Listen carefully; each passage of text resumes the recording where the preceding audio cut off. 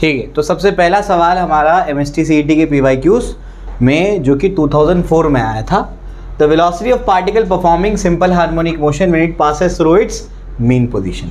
जब कोई particle SHM perform कर रहा है तो अगर वो मीन पोजीशन से पास करता है तो उसकी वेलोसिटी का क्या होता है, वो इन्फिनिटी हो जाता है, जीरो हो जाता है, मिनिमम या मैक्सिमम। तो हम लोग जानते हैं क्या होता है, मैक्सिमम हो जाती है उसकी वेलोसिटी। समझ आ गया? तो बहुत ईजी सा है ये। इसके बाद नेक्स्ट क्वेश्चन क्या है, देखिए नेक्स्ट क्वेश्चन ये है, acceleration of a particle executing SHM when it is at the mean position is 0। समझ आ गया? तो ये भी 2004 में ही पूछा गया था। ठीक है, चलिए next question, for a particle performing executing SHM having amplitude A, speed of the particle is 1/2 of its maximum speed when its displacement from the mean position is, कल ही कराया था मैंने, √3a/2। इसीलिए टेक्स्ट बुक करना ज़रूरी है। How to prepare for CET video देखा तुमने, उसमें क्या स्टेप्स दिए थे मैंने? पहले क्या करना है, टेक्स्ट बुक को तैयार करना है बहुत अच्छे से। टेक्स्ट बुक के सवाल आते हैं तो √3a/2। ठीक है, तो टेक्स्ट बुक का क्वेश्चन है ये, तो हम लोग ने कल किया। उसके बाद two springs of spring constant K1 and K2 having maximum velocities when executing simple harmonic motion, the ratio of their amplitude masses are equal will be। क्या बोला है बताओ? दो स्प्रिंग्स है और स्प्रिंग कांस्टेंट क्या है, K1 और K2, और क्या बोलता है उनकी मैक्सिमम वेलोसिटी क्या है, इक्वल है। यानी V maximum 1 is equal to क्या होगा, V maximum पार्टिकल या स्प्रिंग 2। ठीक है ना? चलो, when executing simple harmonic motion उनके एम्पलीट्यूड का रेशो निकालना है और मासेस क्या है, इक्वल है। समझ आ रहा है? कैसे निकालो? हाँ, यहाँ क्या लिखोगे, देखो A1 ω1 इक्वल टू क्या होगा, A2 ω2। ठीक है ना? निकालना क्या है, एम्पलीट्यूड का रेशियो, वो भी K के टर्म्स में। समझ में आ गया? तो यहाँ पर क्या लिख सकता हूँ, A1/A2 क्या होगा बताओ, ω2/ω1, और ओमेगा क्या होता है, √K/m। m क्या है, कांस्टेंट, डायरेक्टली प्रोपोर्शनल टू क्या होगा, √K, यानी क्या होगा √K2/K1, यानी K2/K1 the whole raise to half. कौन सा ऑप्शन, ए ऑप्शन।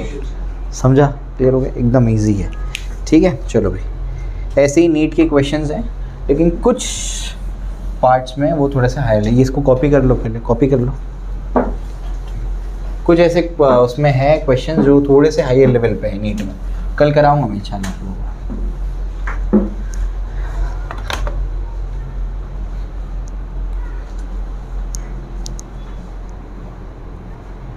चलिए नेक्स्ट क्वेश्चन 2005 में जो पूछा गया, a simple pendulum of length and mass bob of small m, यानी बॉब का मास क्या है, small m, suspended vertically. Simple pendulum को वर्टिकली सस्पेंड कर दिया गया। The string makes an angle theta with the vertical, the restoring force acting on the pendulum is, ध्यान रखना है, -mg sin थीटा आएगा। दो ऑप्शंस है ना, अब वो क्यों आएगा वो समझा देता हूँ मैं। ये कल बताया था मैंने प्रॉब्लम सॉल्व कराते वक्त एक्सरसाइज का, मैं फिर से एक बार बताता हूँ, देखो ज़रा। mg sin थीटा अगर तुम मार्क कर दोगे तो अंडा मिलेगा तुमको। क्यों मिलेगा समझाता हूँ मैं।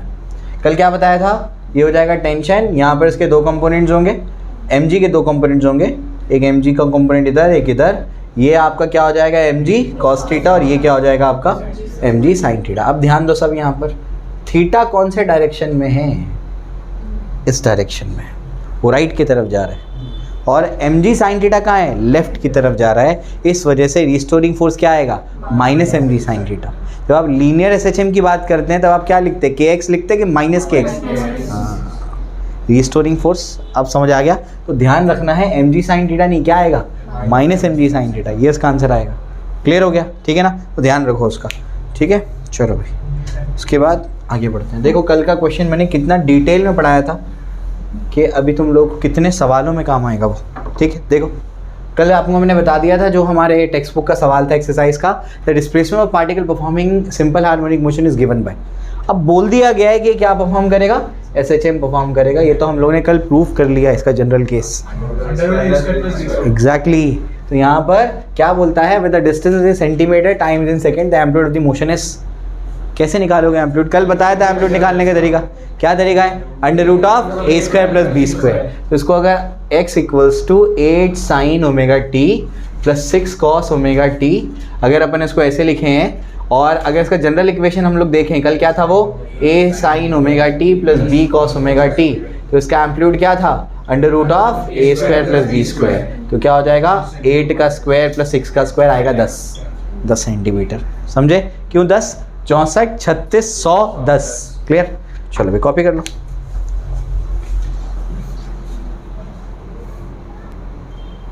चलिए आगे सवाल पे चलते हैं। नेक्स्ट क्वेश्चन क्या कहता है, next question, a point mass small m is suspended at the end of a massless wire of length capital L. उसके बाद and cross section area A, y is the Young's modulus of the wire, then the frequency of oscillation for the SHM along the vertical line is। ये सवाल हल करने के लिए आपको elasticity का नॉलेज चाहिए। इलास्टिसिटी में आपको क्या पढ़ाया था मैंने, इलास्टिसिटी में आपको ये पढ़ाया था मैंने कि यंग्स मॉडुलस क्या बताता है, लेंथ की इलास्टिसिटी बताता है। इसको मेजर करके देता है, लेंथ की इलास्टिसिटी को मेजर करके देता है किसी भी मटेरियल का। ठीक है, तो आपके पास क्या है, आपके पास अगर ऐसा कोई वायर है, वायर बहुत पतला सा होता है, समझाने के लिए मैं मोटा सा वायर बना रहा हूँ ताकि मैं क्रॉस सेक्शन एरिया वगैरह बता पाऊँ। ठीक है ना, तो ये आपके पास वायर है, मासलेस है, इसका एरिया कितना है, क्रॉस सेक्शन एरिया ए है, और इसका लेंथ कितना है, कैपिटल एल है। इसका यंग मॉडुलस क्या है, वाई है। यंग्स मॉडुलस क्या बताता है, इसके अंदर इतनी इलास्टिसिटी है। कौन सी इलास्टिसिटी, लेंथ की इलास्टिसिटी। समझ आ गया, ठीक है, इसके बारे में आपको आइडिया देता है।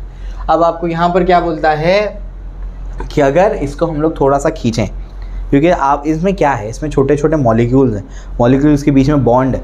बॉन्ड को अपन कैसे इमेजिन कर सकते हैं, स्प्रिंग के जैसे। तो थोड़ा सा खींचेंगे तो हम ये सोच रहे हैं कि इसमें कुछ ना कुछ हद तक क्या होगा, ऑसिलेशन होगा। तो वो ऑसिलेशन का अपने को क्या निकालना है, फ्रीक्वेंसी निकालना है। समझ आ रहा है क्या बोल रहा हूँ मैं। तो हम लोग ये अज्यूम कर रहे हैं कि इसके अंदर थोड़ा सा इसको खींचने के बाद इसको छोड़ देंगे तो क्या होगा, इसमें कितनी लेंथ का कितना एक्सटेंशन हो गया, स्मॉल एल का एक्सटेंशन हो गया। तो ये क्या करेगा, वायर क्या करेगा, या उसके पार्टिकल्स क्या करेंगे, SHM परफॉर्म करेंगे। तो वो SHM परफॉर्म करने वाली फ्रीक्वेंसी निकाल के बताओ, आपको ये बोला गया है। लेकिन फ्रीक्वेंसी निकालना अपने को तो आता है। क्या फ्रीक्वेंसी का फॉर्मूला, बोलो। टाइम पीरियड का फॉर्मूला याद है, 2 पाई बाय ओमेगा, यानी 2 पाई बाय क्या होगा, under root of k by m, यानी 2 पाई अंडर रूट ऑफ क्या होगा, m बाय k। समझ आता है। तो फ्रीक्वेंसी क्या होगी, जल्दी बता दो, फ्रीक्वेंसी क्या होगी, फ्रीक्वेंसी होगी 1/2 पाई अंडर रूट ऑफ क्या हो जाएगा, k बाय m। डन। लेकिन ऑप्शन में तो भी है ही नहीं ऐसा, यानी क्या करना पड़ेगा, इसके टर्म्स में अरेंज करना पड़ेगा। अब मैं समझाता हूँ, ठीक है, कैसे आएगा ए और सी, बताओ ए या सी में से कैसे आएगा, उससे क्या, ठीक है मैं बताता हूँ, देखो।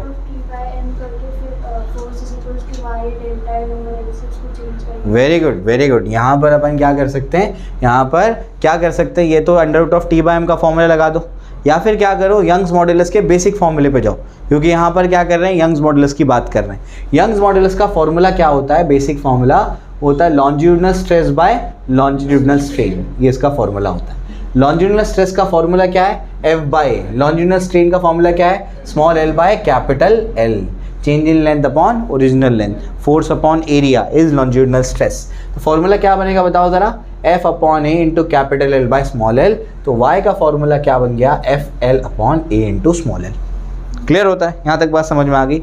अब ध्यान से सुनो, मैं क्या कर रहा हूँ, मैं क्या करूँगा, F is equal to Y A small l divide by क्या होगा, कैपिटल L। मैंने इन सबको यहाँ भेज दिया, कैपिटल L को नीचे भेज दिया। क्लियर हो गया, मैंने फोर्स को एक साइड पे कर लिया। अब नीचे लग क्या रहा होगा, नीचे लग रहा होगा mg।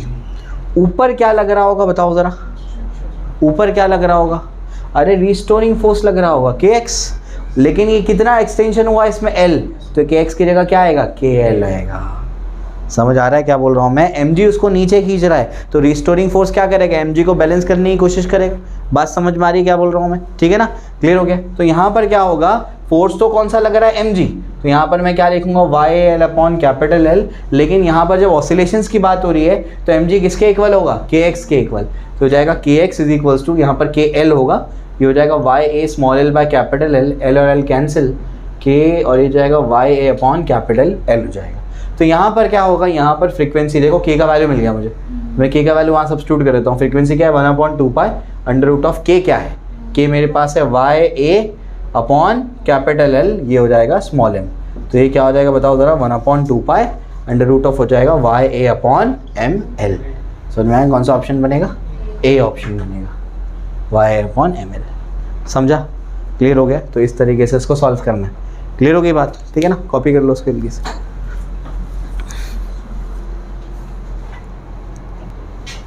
ठीक है, चलिए। तो ये थोड़ा सा लेवल 2 टाइप ऑफ सवाल है सीईटी के लिए। क्यों? क्योंकि दो कॉन्सेप्ट्स को मर्ज कर दिया इसने, इलास्टिसिटी और ऑसिलेशंस को। ठीक है, चलिए। तो अब जो है आगे बढ़ते हैं, नेक्स्ट क्वेश्चन पे चलते हैं। नेक्स्ट क्वेश्चन क्या है? देखिए 8th क्वेश्चन क्या कह रहा है। 8th क्वेश्चन हमारा कहता है the minimum phase difference between two simple harmonic oscillations, ये और ये। ठीक, दे दिया गया है कि दोनों एसएचएम है, फेज डिफरेंस निकालना है। फेज डिफरेंस कैसे निकालेंगे? फेज यानी क्या? साइन के साथ में जो आर्ग्यूमेंट, जो एंगल लगा होता है वही क्या होता है? फेज होता है। समझ में आ गया? फेज डिफरेंस मतलब क्या? एंगल का डिफरेंस लेना है। समझ आ रही बात क्या बोल रहा हूँ मैं? ठीक। तो सबसे पहले तो क्या करना पड़ेगा, दोनों को जनरल एसएचएम के फॉर्मेट में अरेंज करना पड़ेगा, उसके बाद अपन फेज डिफरेंस निकालेंगे। मैं समझाता हूँ आप लोगों को, इसको समझने की कोशिश करो। तो y1 क्या दिया है बच्चों? Half sine omega t plus √3/2 cos omega T. ठीक है, जनरल फॉर्मेट क्या है? y = a sine omega t plus alpha या फाई, जो भी बोल दो, y = बोल दो, x = बोल दो, एक ही बात है। ठीक है, क्लियर हो गया? अब समझो ज़रा, यहाँ पर मैं कैसे अरेंज कर सकता हूँ वो वाले फॉर्मेट में। कल मैंने आपको बताया था ये, यहाँ पर साइन है तो उसके साथ में कॉस के टेबल में हाफ कब आता है? समझ आ रहा है क्या बोल रहा हूँ मैं? हाफ कब आता है? cos 60 पे। समझ में आ गया? और साइन के टेबल में √3/2 कब आता है? 60 पे। समझ आ रहा है? जो बच्चे मैथ्स कर रहे हैं डेरिवेटिव में, डिफरेंशिएशन में लोग कराते हैं, ठीक है, उसमें रहता है ये ऑलरेडी। तो इसमें क्या आएगा बताओ ज़रा? ये हो जाएगा आपके क्या? cos π/3 है ना, और ये क्या हो जाएगा? साइन ओमेगा टी प्लस क्या हो जाएगा बताओ? √3/2 है, तो क्या हो जाएगा? साइन π/3, और ये क्या हो जाएगा? cos omega t. समझ में आ गया? Sine a cos b plus cos a sine b, तो क्या होगा? साइन a प्लस b, तो sine of omega t plus π/3, ये आपका y1 आ गया। क्लियर हो गया? तो ये अब देखो जनरल फॉर्मेट में अरेंज हो गया। एक y = a sine omega t plus alpha. समझ आ गया? या फाई बोल दो उसको। तो ए की जगह पर क्या है? 1 सेंटीमीटर या मीटर जो भी होगा उसका एम्पलीट्यूड है। समझ आता है? ठीक है, अभी तो पहला इक्वेशन अरेंज किया मैंने, ऐसे क्या करना है? दूसरा इक्वेशन भी अरेंज करना है। दूसरा इक्वेशन क्या है? y2 = sine omega t plus cos omega T. अब 1 के टेबल में 1 तो यहाँ, अगर यहाँ 1 दिया है ना, तुम 1 सोच रहे हो यहाँ भी और यहाँ भी, तो कैसे करोगे इसको? यहाँ तो 1 अगर लिखूँगा मैं, तो यहाँ पर मुझे कॉस अरेंज करना है, और कॉस 0 क्या होता है? 1 होता है, और साइन 90 क्या होता है? तो फॉर्मूले में तो अरेंज ही नहीं होगा ना, cos 0 साइन 90 आ रहा है। समझ आ रहा है? हाँ, वेरी गुड। यहाँ पर मैथ्स का, इससे समझ में आ रहा है मैथ्स की कितनी प्रैक्टिस है तुम्हारी। क्या करोगे तुम? ऐसा एंगल अरेंज करने की कोशिश करोगे जो दोनों में कॉमन है। मैं समझाता हूँ, नीट के बच्चे ध्यान दें। मैं क्या कर रहा हूँ? √2 से मल्टीप्लाई और क्या कर देता हूँ? √2 से डिवाइड कर देता हूँ। ठीक है ना, मतलब क्या कर दिया देखो ध्यान से, √2 से मल्टीप्लाई 2 से डिवाइड, √2 से मल्टीप्लाई √2 से डिवाइड, क्या कॉमन आ जाएगा? √2 कॉमन आ जाएगा। अंदर क्या बच जाएगा बताओ ज़रा? 1/√2, और क्या हो जाएगा? Sine omega t plus 1/√2 into क्या हो जाएगा? Cos omega t. समझ आ गया? अब बताओ √2 और ये क्या होगा? 1/√2 क्या होगा बताओ ज़रा? cos π/4, cos 45 क्या होता है? 1/√2। सेम एंगल अरेंज हो जाएगा देखो इससे, ये हो जाएगा साइन ओमेगा टी। ठीक है ना, उसके बाद क्या हो जाएगा बताओ? ये हो जाएगा आपका साइन π/4 इंटू क्या हो जाएगा? cos omega t. समझ में आ गया? तो फॉर्मूला क्या बनेगा? Sign a cos b plus cos a sine b, क्या होगा? साइन ए प्लस बी, तो ओमेगा टी प्लस क्या हो जाएगा? π/4। हो गया ना अरेंजमेंट। फेज डिफरेंस निकालते वक्त ध्यान क्या रखना है? या तो दोनों को साइन में कन्वर्ट करोगे, या तो दोनों को कॉस में कन्वर्ट करोगे। समझ आ गया? एक साइन में है और दूसरा कॉस में है, नहीं चलेगा, आंसर गलत आएगा आपका। समझ आ रहा है क्या बोल रहा हूँ मैं? क्या ध्यान रखना है? या तो दोनों को कॉस में कन्वर्ट कर लो, या तो दोनों को साइन में कन्वर्ट कर लो। और भी चीज़ें बताने की, लेकिन वो आगे क्वेश्चन में बताऊंगा मैं इसमें। ठीक है, चलो यहाँ तक तो बात समझ में आ रही है। निकालना क्या है? मिनिमम फेज डिफरेंस, यानी फेज डिफरेंस निकालना है। फेज क्या है उसका बताओ ज़रा? Omega t plus π/3। Initial phase नहीं पूछ रहा है, क्या पूछ रहा है?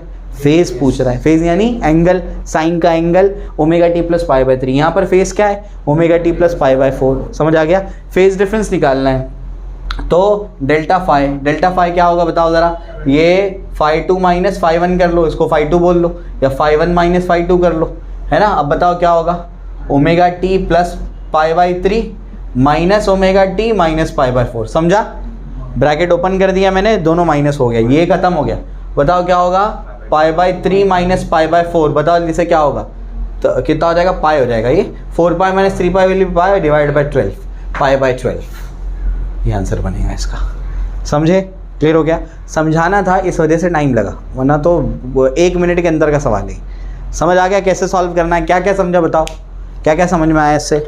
अगर आपको 2 SHM की इक्वेशन दे दी जाए और क्या कहा जाए, फेज डिफरेंस निकालो, तो क्या करोगे, सबसे पहले दोनों को साइन में या जनरल फॉर्मेट में ले आओ, और जनरल फॉर्मेट में भी कैसा, या तो दोनों को साइन में या तो दोनों को कॉस में। समझ आ गया। फेज डिफरेंस बोला था, यानी क्या डिफरेंस लेना है, एंगल का डिफरेंस लेना है। समझ आती है बात। चलो कॉपी करो फटाफट से।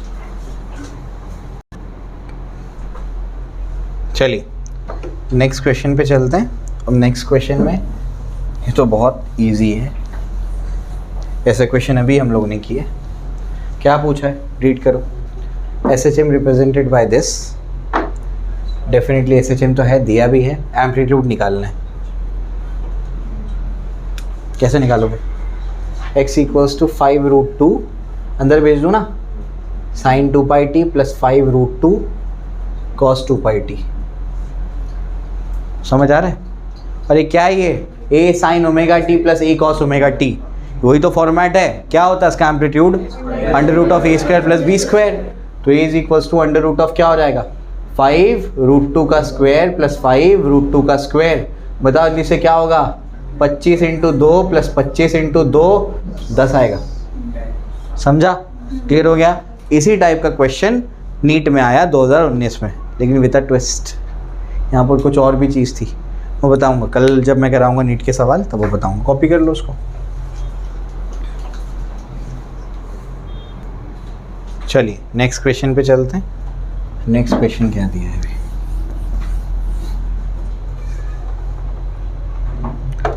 खुद से करो। Time period of simple pendulum will be double if we decrease the length 2 times, if we decrease the length 4 times, increase 2 times, increase 4 times। Time period double कब होगा, फिर टाइम पीरियड को क्या कर देंगे, 4 गुना कर देंगे, पक्का एकदम। सॉल्व करके बताओ मुझे ज़रा, सॉल्व करने की ज़रूरत नहीं है।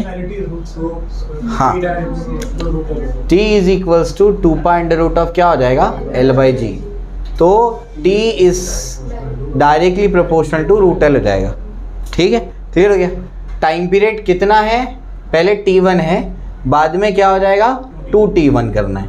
ठीक है, इज इक्वल्स टू √, क्या हो जाएगा, पहले लेंथ कितना है, L1 है, बाद में कितना हो जाएगा, L2 हो जाएगा। कैंसिल कर दो दोनों को, बोलो क्या करूं, कितना हो जाएगा ये 1/4 L1/L2। समझ आता है। तो L2 कितना होना चाहिए, 4L1 होना चाहिए। समझा, क्लियर हो गया। तो अगर कहीं कंफ्यूजन हो जाए कि डायरेक्ट प्रोपोर्शनैलिटी में नहीं समझ आ रहा, तो ऐसे सॉल्व कर लेना उसको। समझ आई बात, क्लियर हो गया। चलो ये भी हो गया, कॉपी करने की ज़रूरत नहीं, ठीक है। चलो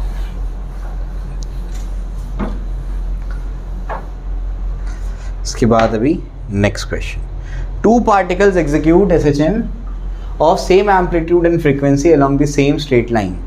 If they pass one another when going in opposite direction, each time the displacement is half of their amplitude, the phase difference between them is। बहुत अच्छा सवाल है। क्या बोलता है, 2 पार्टिकल्स हैं, दोनों क्या कर रहे हैं, SHM परफॉर्म कर रहे हैं, एक ही लाइन पे SHM परफॉर्म कर रहे हैं 2 पार्टिकल्स।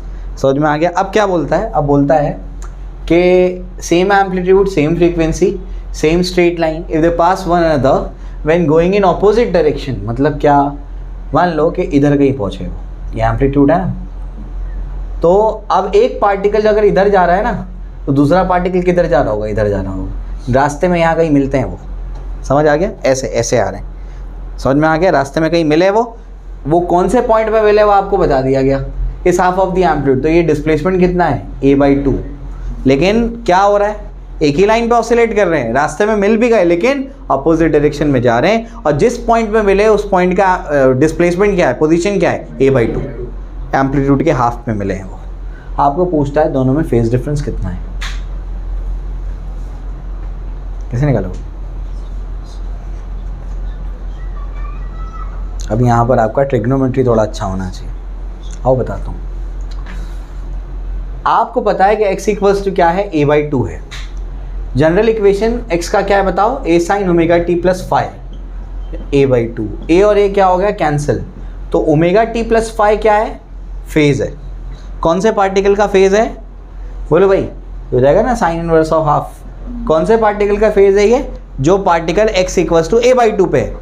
अब x इक्वल्स टू a/2 पे कितने पार्टिकल है, दो पार्टिकल है, एक इधर जा रहा है एक इधर जा रहा है, समझ आता है, ठीक है ना। अब मुझे बताओ कि साइन के टेबल में हाफ कब आता है, 30 यानी π/6, और दूसरा उसका वैल्यू है 5 π/6।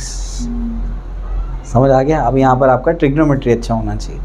तो ओमेगा टी प्लस फाइव जो है इसका वैल्यू आएगा, यानी एक पार्टिकल का फेस कितना है, एक पार्टिकल 30 पे और एक पार्टिकल किधर पे है, 5 π/6 पे।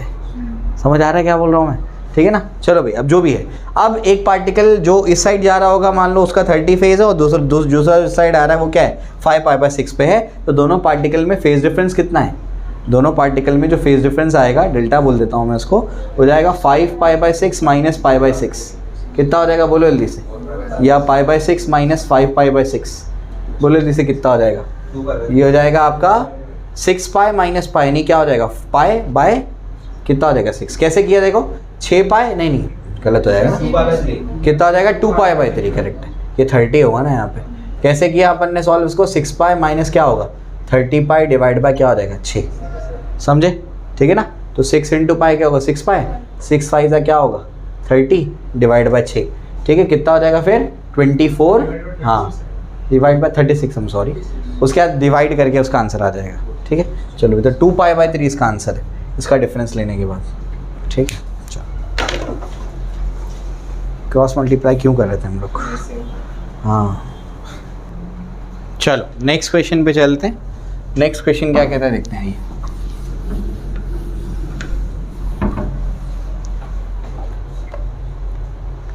Displacement equation of simple harmonic oscillator is given by y equals to a sin omega t minus b cos omega t है। वो कोई फ़र्क नहीं पड़ता, प्लस हो या माइनस हो, आप फिर से क्या कर सकते हो, उसको वही फॉर्मेट में अरेंज कर दोगे। कौन सा, SHM का। जब इसका आप लोग फॉर्मेट अरेंज करोगे तो ये कुछ ऐसा आएगा, y इक्वल्स टू कुछ a होगा और ये जाएगा साइन ओमेगा t माइनस 5 हो जाएगा। समझ आ रहा है डिफरेंस क्या होगा। आप जब यहाँ प्लस होता था तो क्या लिखते थे, हाँ समझ में आ गया। जब इसको आप इसको सॉल्व करके आएंगे ना तो इस तरीके से आ जाएगा। तो इसका मतलब क्या है, वैसे ही इक्वेशन है, तो एम्पलीट्यूड निकालने में कोई भी फर्क नहीं आएगा, सेम वही तरीके से निकालेंगे। क्या आएगा बता दो, √a² + b²। समझ आ गया, प्लस हो माइनस हो कोई फ़र्क नहीं पड़ता, ठीक है। चलो भाई, तो ये बताने की ज़रूरत इसमें एक्स्ट्रा कुछ नहीं है। और चलिए भाई, potential energy of simple harmonic oscillator and the particle is halfway to its end point। मतलब क्या, halfway to its a/2 पे, halfway to its end point मतलब क्या, आधे पे पहुंचा एंड पॉइंट। तो यानी क्या हो जाएगा, x इक्वल्स टू a/2 है। क्या निकालने बोला है, E टोटल एनर्जी है। पोटेंशियल एनर्जी का फॉर्मूला क्या है, हाफ के x²। बताओ जल्दी से क्या होगा, a² / 4 हो जाएगा। समझ आ रहा है, x का वैल्यू पुट किया a², हाफ के a² क्या होता है, e होता है। तो आंसर क्या आएगा, E/4, ए ऑप्शन। समझा, ये कॉपी कर लो।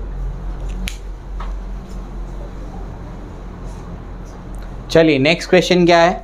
नेक्स्ट क्वेश्चन क्या कहता है, two simple harmonic motions of angular frequency 100 radian per second and 1000 radian per second have the same displacement amplitude, the ratio of their maximum acceleration is। Maximum acceleration का formula हाँ -ω²। समझ में आ गया, ठीक है ना। चलो भी, तो a इक्वल्स टू क्या होता है, a मैक्सिमम -ω² होता है। तो ये a1/a2, एम्पलीट्यूड तो कौन इक्वल है, सेम है। तो यहाँ पर क्या हो जाएगा, ω1 का स्क्वायर अपॉन ω2 का स्क्वायर। ω1 कितना है 100, ω2 कितना है 1000, द होल स्क्वायर। तो कितना हो जाएगा 1/10 का स्क्वायर। 1:10² is b। बी बनेगा ये। ठीक है, क्लियर हो गया। चलो कॉपी कर लो फटाफट से।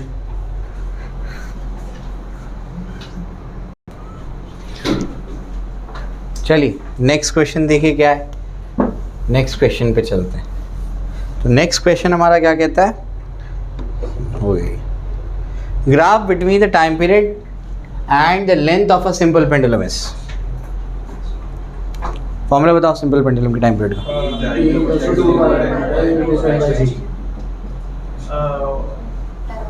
पैराबोला। क्यों पैराबोला? यहाँ का पावर 1 वहाँ का पावर 2, क्या बनेगा? पैराबोला। एक्सिस क्या होगा? प्लॉट करने को भी बोले तो एक्सेस क्या होगा? ये टाइम पीरियड है, ये लेंथ है, लेंथ एक्सेस होगा। क्यों? जिसका पावर 1 है वो एक्सेस होता है। अब भूल गए काइनेमेटिक्स तुम लोग, क्या होगा अभी? 2-2 महीने तुम लोग किताबों से दूर रहोगे तो क्या याद रहेगा फिर? चलो नेक्स्ट क्वेश्चन पे क्या बोलता है ये, periodic time of particle doing SHM is 4 second, time taken by to go from its mean position to half of its maximum displacement. क्या बताऊँ मैं तुमको? ये बताना पड़ेगा क्या ये सब? कहाँ से कहाँ जाना है उसको? मीन पोजीशन से जाना है। मतलब क्या ये कल का ही सवाल है? ये कल ही कराया था ना इस टाइप का क्वेश्चन मैंने, ठीक है ना? Crossing the mean position, crossing वाला सवाल। तो क्या लगाओगे? x equals to a sin omega t, और कहाँ पहुँचाना है? a/2, तो उसका टाइम निकालो। चलो निकाल के बताओ सब क्या कर रहा हूँ मैं। चलिए कहाँ तक किए थे देखिए, 15th हो गया, 16th की बात कर लेते हैं। क्या बोलता है 16th question, periodic time of particle doing SHM is 4 seconds. Time taken by it to go from its mean position to half of the maximum displacement. बताओ क्या निकालना है? T निकालना है। एक मीन पोजीशन से बात कर रहा है, a sin omega t, a/2 a sin 2 pi by 4 t पाई/2 पाई/6 पाई/2 इंटू t, पाई कैंसिल, 2 1 जा 2 3 जा, कितना होगा बोलो? 1/3 सेकेंड। समझा कैलकुलेशन? फास्ट तो नहीं गया मैं? समझ में आया सबको? ठीक है चलो। तो इसके बाद नेक्स्ट क्वेश्चन क्या कहता है,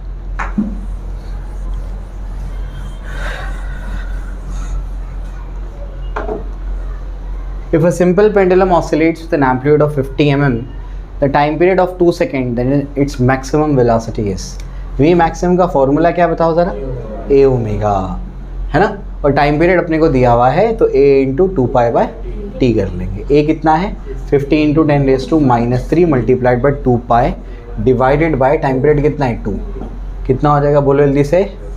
5 इंटू 10⁻² मल्टीप्लाइड बाय 3.14, 5 3 जा 15 मतलब 0.15। ठीक है, क्लियर हो गया, डन। तो ये हो जाएगा। उसके बाद 18th क्वेश्चन क्या कहता है? 18th क्वेश्चन कहता है the average acceleration of particle performing SHM over 1 complete oscillation is 0। Already मैं आपको लेक्चर में बता चुका हूँ उसको निकालते कैसे।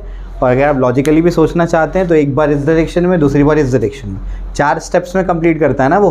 तो एक बार ये डायरेक्शन में, दूसरी बार ये डायरेक्शन में, फिर ये और ये, फिर ये, यानी सब मिला करके क्या हो जाएगा? 0 हो जाएगा। ऐसे भी सोच सकते हो, ठीक है? तो अगर आपने लेक्चर्स ढंग से देखे हैं तो आप बहुत आसानी से इसको कर लेंगे। 19th क्वेश्चन में क्या है, U potential energy of an oscillating particle, F is the force acting on it at a given instant, which of the following is correct. U क्या है? इसकी पोटेंशियल एनर्जी है। ऑसिलेटिंग पार्टिकल की potential energy का formula क्या होता है? Half kx²। यहाँ पर U बोल दिया है उसको, तो ये क्या हो जाएगा बताओ? 2U इज इक्वल्स टू क्या हो जाएगा? kx² हो जाएगा। ये समझ आता है? ठीक है ना? हम एक चीज़ जानते हैं, क्या जानते हैं? F इज इक्वल्स टू क्या होता है? -kx होता है। तो 2U इज इक्वल्स टू क्या हो जाएगा? देखो ज़रा ध्यान से, मैं अगर यहाँ पर kx को अलग कर लूँ, समझ आता है? kx को अगर मैं अलग कर लूँ और एक x को अलग कर लूँ तो kx क्या लिख सकता हूँ मैं? kx को -f लिख सकते हैं। तो ये kx की जगह क्या आ जाएगा? -f आ जाएगा। तो -f इंटू x आ जाएगा। समझ आता है? क्लियर हो गया? उसके बाद की कहानी क्या होगी बताओ ज़रा? f को नीचे भेज दो तो 2u/f और फिर इज इक्वल्स टू क्या बचेगा? -x, तो बचेगा क्या बताओ ज़रा? 2e upon f plus x is equal to क्या हो जाएगा 0। तो आपका आएगा आंसर बी। समझे? क्लियर हो गया? तो ऐसे इसको हल करना है सवाल को। उसके बाद question number 20। A particle executes a simple harmonic motion of time t. Find the time taken by the particle to go directly from its mean position to half the amplitude. Mean position से कहाँ जाना है? a/2 पे जाना है। क्या निकालना है उससे? का टाइम निकालना है। कैसे निकालोगे भाई? a/2 a sin omega t। बताओ जल्दी से क्या होगा? कितना हो जाएगा? π/6 2π/कैपिटल T। ठीक है ना? बोलो जल्दी से क्या होगा? पाई और पाई क्या हो जाएगा? Cancel. t is equal to क्या हो जाएगा? t/12 आ जाएगा। t/12 D option. समझे? क्लियर हो गया? Easy questions. ठीक है, चलो भाई। ये क्या बोलता है? In SHM restoring forces F equals to -kx। ये अपने को बोला है। उसके बाद क्या कहता है? k is a force constant, x is a displacement, a amplitude है। टोटल एनर्जी किन किन चीज़ों पे डिपेंड करती है? बोलो भाई। टोटल एनर्जी का फॉर्मूला क्या है? हाफ के a स्क्वायर। समझ में आ गया? ठीक है ना? तो k और a नजर आ रहा है, तो k और a। समझा? क्लियर हो गया? आप बोलेंगे m क्या है? कुछ बताया ही नहीं यहाँ पर m क्या है। समझे क्या बोल रहा हूँ मैं? अगर कोई बच्चा ये सोच रहा है तो half m omega square a square ये होगा कि क्या लिखूंगा? m omega square. तो अगर इस हिसाब से जाएंगे तो यहाँ पर आपके पास, मुझे बताओ, m और a वाला ऑप्शन कौन सा है? नहीं, सिर्फ m और a। क्योंकि m को हटाएंगे, m को k को हटाएंगे तो क्या हो जाएगा? m आ जाएगा। सिर्फ m और a वाला ऑप्शन कहाँ है ही नहीं। और m के बारे में कुछ स्पेसिफाई भी नहीं कि m क्या चीज़ है। समझ आ गया? तो मैं क्या मार्क करूँगा? k और a मार्क करूँगा। समझ आ गया? जो जनरल फॉर्मूला मुझे नज़र आ रहा था। ठीक है, उस हिसाब से। चलो भाई, अब क्या है? Total energy of a particle executing SHM is proportional to, बोलो, square of the amplitude. Square of the amplitude simple है। समझ में आ गया? एकदम आसान सा सवाल है। ठीक है, चलो भाई। उसके बाद ये क्या है? A particle execute simple harmonic motion of amplitude a at what distance from the mean position is its kinetic energy equal to potential energy. ये मैं ऑलरेडी करा चुका हूँ लेक्चर में। बोलो, kinetic energy is equal to potential energy कब होगी? ये क्या होगा? हाफ के a square minus x square. ये क्या होगा? हाफ के एक्स स्क्वायर। समझ में आ गया? हाफ के कैंसिल, क्या बचेगा? a square minus x square is equal to x square. कितना हो जाएगा? 2 स्क्वायर इज इक्वल, ये हो जाएगा a/√2 यानी 0.707। 1/√2 का वैल्यू क्या होता है? 0.707। कहाँ याद कराया था? AC ऑल्टरनेटिंग करंट में याद कराया था। ये कितना हो जाएगा? 0.707 A। तो 0.7 का एक ही ऑप्शन है, बी। ठीक है, क्लियर हो गया? चलो भाई। इसके बाद जो है maximum velocity and maximum acceleration of body moving in SHM are 2 metre per second 4 metre per second square. Angular velocity कल ही बताया था मैंने, बोला था ना टेक्स्ट बुक के सवाल अच्छे से करो। बोलो, A maximum bye V maximum क्या होता है? ठीक है ना? बस डिवाइड करना है दोनों को। ठीक है ना? कितना आएगा? 2 आएगा ना। 4/2 2 आंसर है 2। समझे? क्लियर हो गया? ये सवाल को 1 मिनट लगेगा क्या? अरे 5 सेकेंड में ख़त्म करोगे तुम उसको फिर। चलो भाई, उसके बाद ये 25th क्वेश्चन क्या कहता है? ब्लॉक रेस्टिंग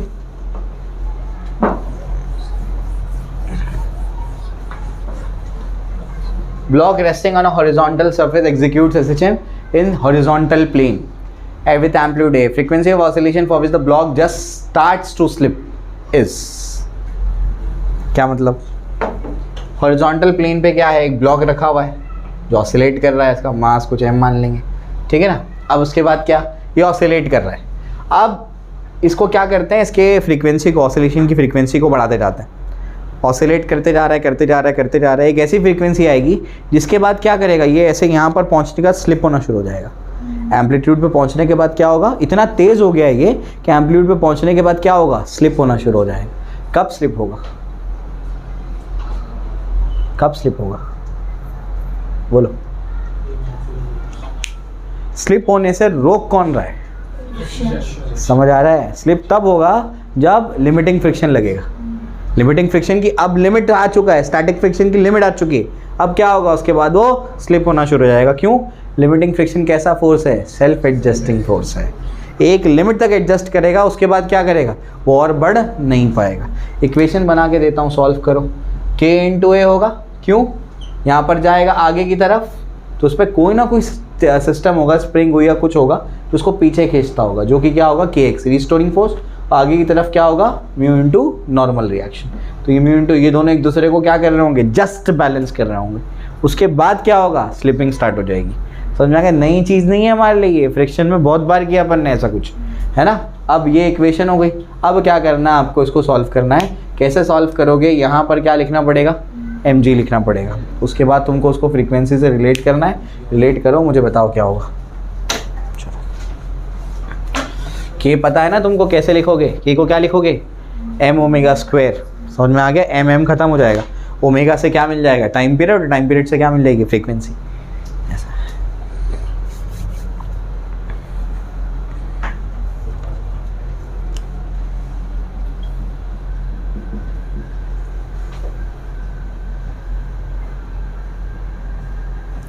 क्या हमेशा नॉर्मल रिएक्शन mg के इक्वल होता है?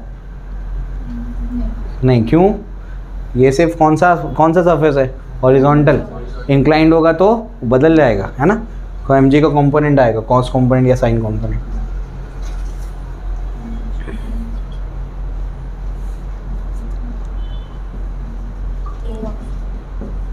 ये ऑप्शन है, हाँ। ओमेगा क्या होता है, 2πf आएगा बराबर 1/2π μg/a। ये ऑप्शन बनेगा, ठीक है। 2013 और 14 में जहाँ तक मुझे याद है, CET 720 मार्क्स का हो गया था, जैसे नेशनल लेवल पे होता है PMT, बिल्कुल वैसे ही 1 या 2 ईयर में ऐसे पेपर आए। तो उसी साल में ये सवाल आया था। थोड़ा सा अपर लेवल पे लग रहा है ना सवाल, क्योंकि क्या कर दिया, ऑसिलेशन को फ्रिक्शन से जोड़ दिया। समझ आ रहा है क्या बोल रहा हूँ मैं, क्लियर है? इसके बाद के जो सवाल हैं वो सब 200 मार्क्स में आए, समझे? इस वजह से तो थोड़ा सा अपर लेवल पे, इसलिए क्योंकि 720 मार्क्स का था और वो नेशनल लेवल की तर्ज पे होता था पेपर उसका, ठीक है। चलो भाई, आगे के जो सवाल है वो आप लोगों को खुद से ट्राई करने हैं। PDF आप लोगों को मिल जाएगा, घर से उसको ट्राई करके आना। कल उसके ऊपर डिस्कशन करूँगा मैं, और कल मैं कराऊँगा नीट के क्वेश्चंस, ठीक है। क्लियर हो गया? तो आप लोग अभी जा सकते हैं, आज के लिए बस।